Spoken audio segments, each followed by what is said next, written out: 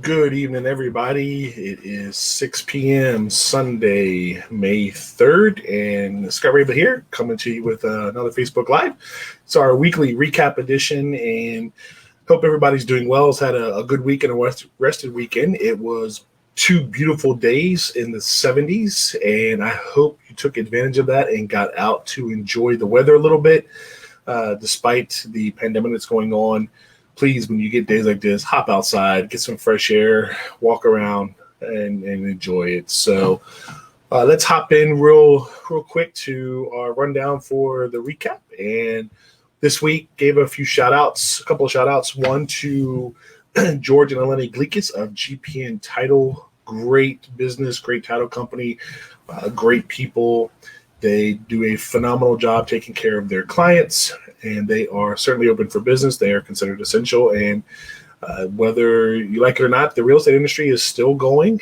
Houses are still being sold. Houses are literally being bought and sold without stepping foot in the house, being done completely virtually. So check out GPN Title, George Gleekus, Eleni Gleekus, two great people and a great organization. And then a shout out to the healthcare, first responders, police, everybody who is on the front lines handling this virus or is essential and is day-to-day working with people. Kudos to you. Thank you for all that you have done and are doing and putting your life and family at risk to be out there on the front lines. We do appreciate it, and thank you so much for doing that. So what do we talk about this week? Well, unfortunately, for better or for worse, iPhone. And most people, and myself to some degree included, think that Apple products are somewhat bulletproof.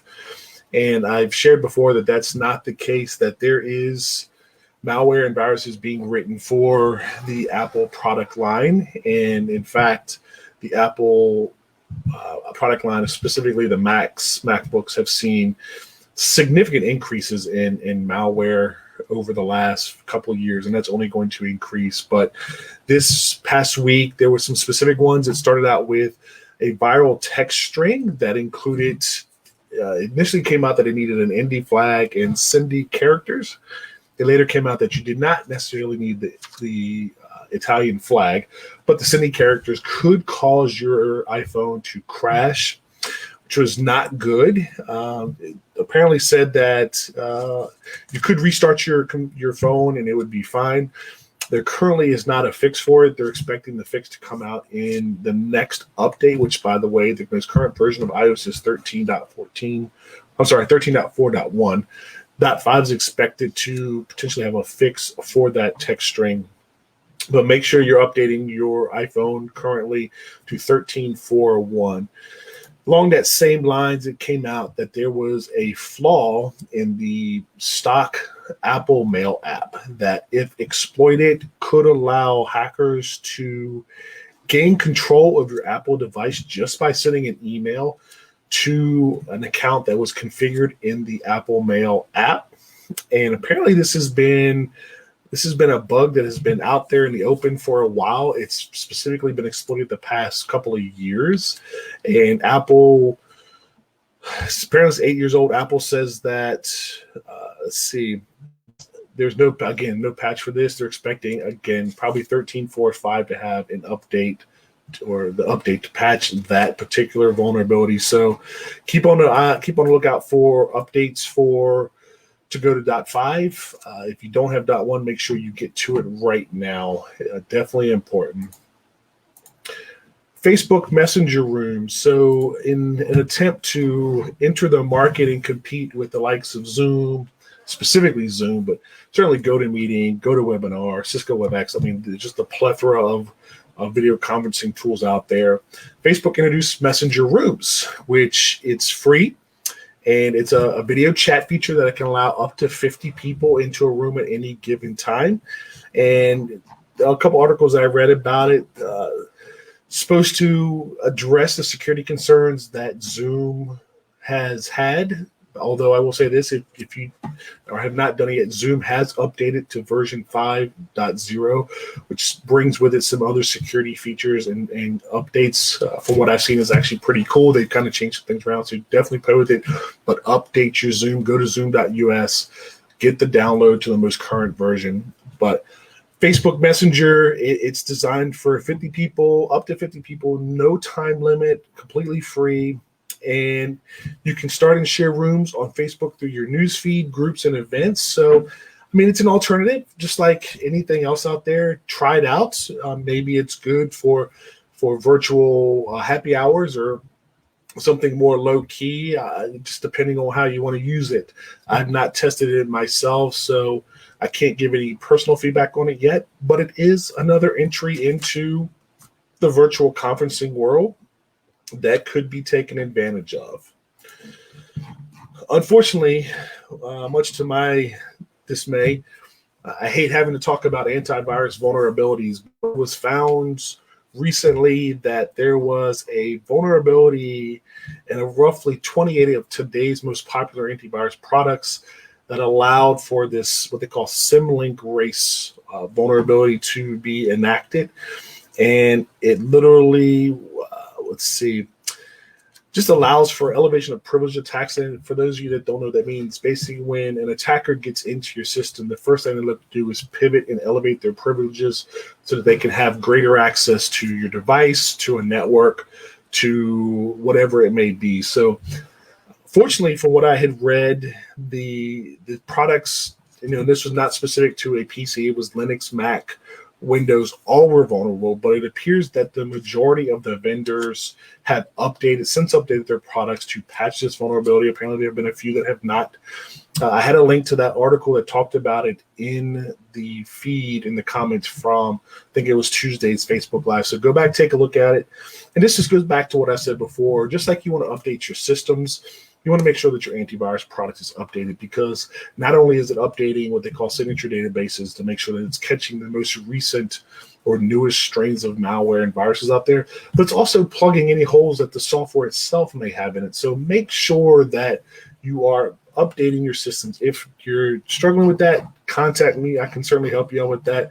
It's one of the things I do consistently for all of my clients, is making sure things are updated.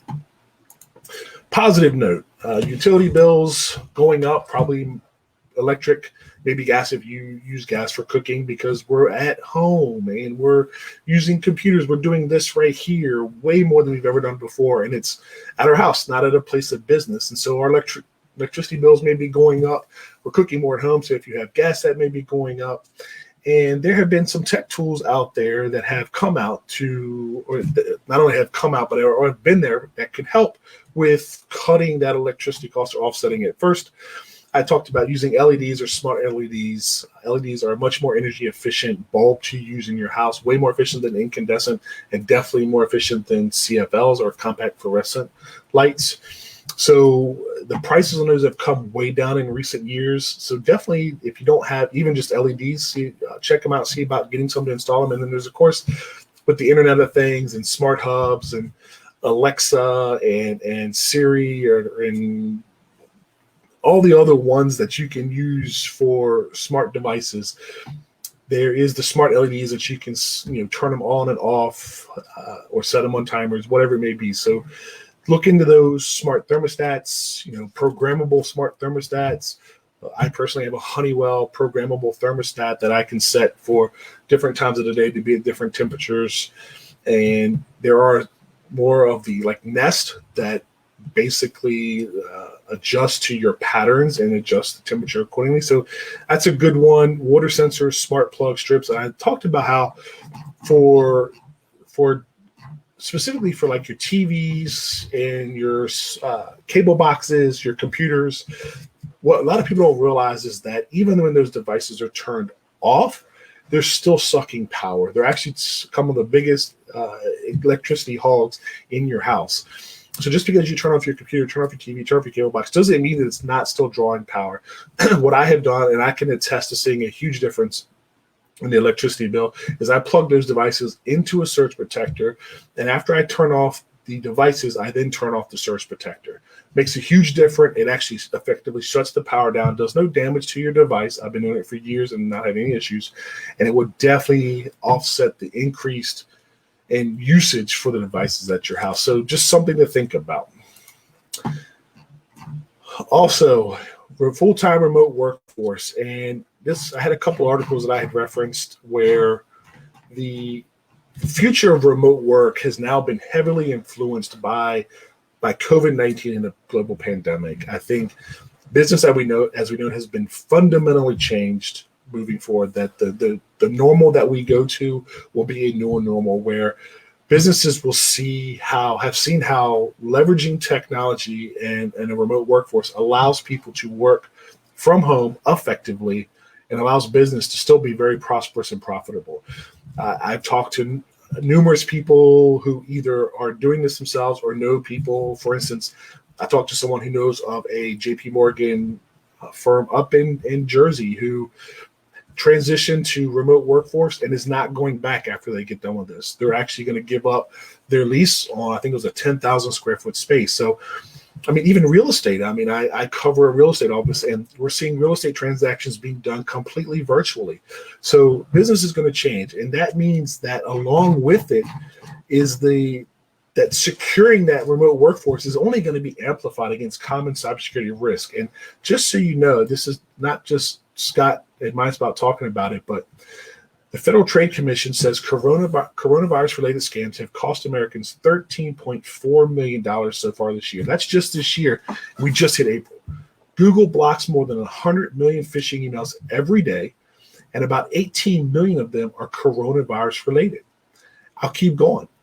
Over 40,000 domains using the word coronavirus, and in the last year alone, scam calls, Americans were swindled out of $19.7 billion over the phone. So this is not just Scott saying this and scare tactics. No, it's legitimate, and it's not going to change. Cyber thieves love a fire, love a panic. They love things like this because people respond in some ways out of fear because they're not sure, and they don't take that extra second because there's so much going on.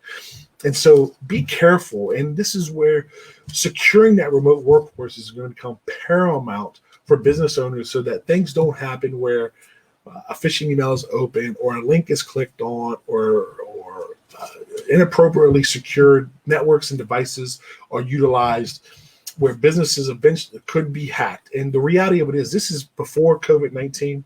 Statistics showed that 60% of small businesses would suffer a data breach within a year period. Every year, around 60% of businesses would suffer some form of data breach. And out of those businesses that suffered a data breach, 60% would not survive 6 months. Now we're into this COVID-19 where money is very tight, businesses are struggling.